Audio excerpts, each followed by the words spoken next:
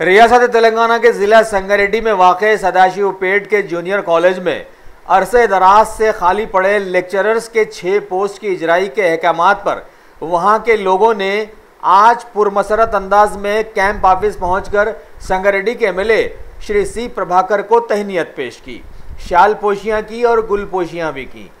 उस वफद में शामिल थे ज़िले की जमात इस्लामी के सदर जनाब मोहम्मद अमजद हुसैन, सदर ईदगाह कमेटी जनाब मोहम्मद अकबर हुसैन, टीआरएस अक़लियती सेल के सदर जनाब मुबीन मोहिउद्दीन, रुकन बल्दिया जनाब कलीम पटेल वगैरह। इस मौके पर एमएलए साहब ने लोगों को बताया कि टीआरएस हुकूमत सारे मज़ाहिब का बहुत ज़्यादा एहतराम करती है। यही वजह है कि इस हुकूमत ने रियासत के लोगों के लिए अजमेर शरीफ में रुबात की तामीर की बात शुरू की है।